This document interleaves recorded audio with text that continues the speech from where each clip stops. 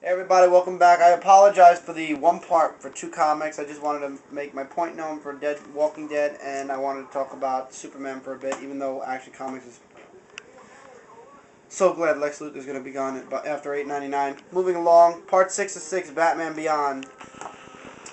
Batman, Terry McGinnis, and Dick Grayson team up, and they beat Hush. They kill Hush in the end, and basically the whole story ends. It ends in a open way. In the very end, people are talking and they're like, there always needs Gotham must always have a Batman. You see a bunch of clones, and then on the very bottom it says, "Be here next year for the ongoing Batman Beyond."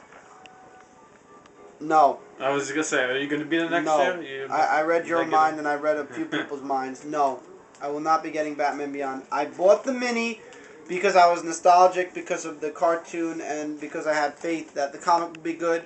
The comic was good. The artwork was passable to depending on the issue. No.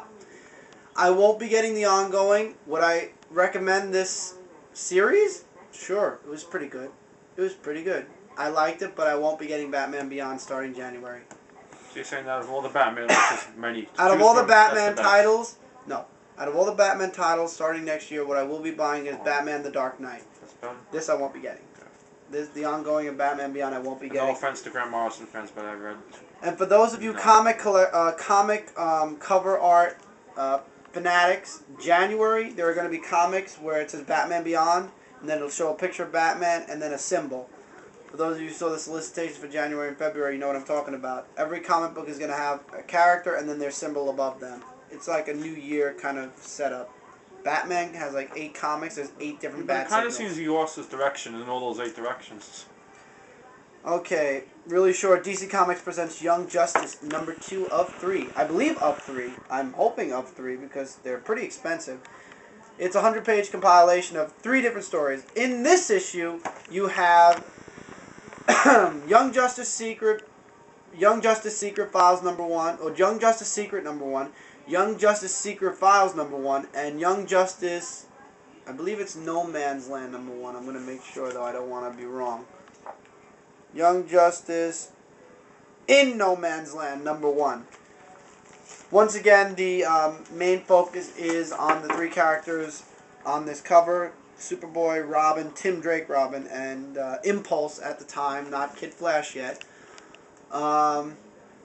Yes, there is one story where the Young Justice people show up, Wonder Girl, an early version of Wonder Girl. The Justice League makes an appearance, well, sort of, kind of. You gotta watch it. You gotta read the book to understand where I'm talking about. It's really good. For those of you, like I said, who haven't bought Young Justice or just like stuff from the the late 90s, this is where you go. I believe next year they're bringing out a they are next year. They're bringing out a December. They're bringing out DC Comics Presents Justice League of America number 1. I'm going to check the issues that are in it. If I don't have the issues, I'll probably be getting that too, because that involves Superman. That might be good. But I would absolutely get this. Nostalgia. I love Superboy. So just the fact that Young Justice's stuff, this is stuff that I didn't get back when I first started collecting, because I started collecting in 1998, and this is compilation of stuff from 1998. That's why I grabbed these. Really awesome. Comic Book of the Week from DC Comics, or at least the best out of DC Comics this week. Teen Titans 89. Damian Robin joins the Teen Titans. Everybody has an issue with Damian joining, except Wonder Girl, which actually she has a long talk with Dick Grayson, Batman. And Dick is like, Damian needs friends, he needs to learn to trust people, and there's a whole argument like, Wonder Girl's like, we don't trust him, he needs to gain our trust, we don't have to gain his trust, and in the end basically says, give him a chance, so Robin stays, and he doesn't like it at first, but then he's like, I'm going to be leader, and even Dick Grayson says, you're not going to be leader, you're going to just be part of the team, because as we all know, other than this, Robin. All the other Robins were the leaders of the Teen Titans. Tim Drake was leader. Dick Grayson, when he was Robin leading into Nightwing, he always led the Titans. When he left, it became Cyborg. When Teen Titans started up, #1, it was Cyborg. Then it went into, I believe, Tim Drake for a while. I don't know. I left after Superboy died, and then when he came back recently is when I started picking this up again. Anyway, it ain't working too well. The whole beginning of the issue, nobody wants him on the team. And Carrie, Wonder Girl, actually says, look, just deal with it. I say he's part of the team. I'm the leader right now. He's on the team. So they go deal with their first crisis. Damian deals with his first Titan crisis. And the Titans have everything under control. Even it's about a psychopathic guy who has these telekinetic powers. And the artwork, by the way, is amazing. I love this artwork. Really, really good. A lot of people will disagree with that, but that's their problem. So Raven finally calms the guy down. And he's calm, and she lets him out, and you think everything's going to be great. Then Damian decides to step in and beat the shit out of him and say, you know what, you did all this, so now I'm going to just beat the shit out of you, you loser. And the guy gets pissed off and does this. And in the end, everybody's like, what went wrong? And I love it. He's like, what happened? And then Kid Flash says, let me guess. And everybody looks at him. Basically, Damian just screwed up. Big time. The guy basically gets away and he says, you'll all be sorry. And he disappears. So basically, Damian was the reason the Titans, the guy got away and the Titans failed their mission to stop this guy from rampaging. I am really interested in seeing where this goes. It's a new Robin, and like I said, Teen Titans and Red Robin in the near future will be crossing over. I'll probably start collecting Red Robin again starting January when all the prices on the comics from DC go down. So look forward to seeing Red Robin return to my comic reviews. And I'll tell you guys the truth, if I like it, I'll get trade paperbacks of the I believe I only missed 1 or 2 story arcs from Red Robin, so I could trade paperback the 2 I missed and be completely caught up. Anyway, speaking of trade paperbacks, I just want to throw this out to you guys. Amber actually found it at the library and asked me if it was good and if I'd review it. The Joker, the greatest stories ever told, a compilation of all the Joker stories from when Joker first appeared all the way through till whenever this book was made, I believe. Around Hush time. Yeah, because it's Hush. It's Hush is the last story in here. It's really good for those of you Joker fans. Check it out. It has, like I said, the first story leading into current day stories. I only hated the artwork from one of the stories. It was, I don't know what it gives a title, I'll tell you. No, it doesn't. I didn't like, it was this story. And then it goes into a black and white story and then Hush. It's really good. I say check it out. Great cover. For those of you Mr. J fans, I know there's a few people that love the Joker. I'm talking obsess over the Joker. Check this out. Best Ultra. Really good. Tales from Bob Kane, Bill Figure, Dick Spang, Stephen Egghart, and company.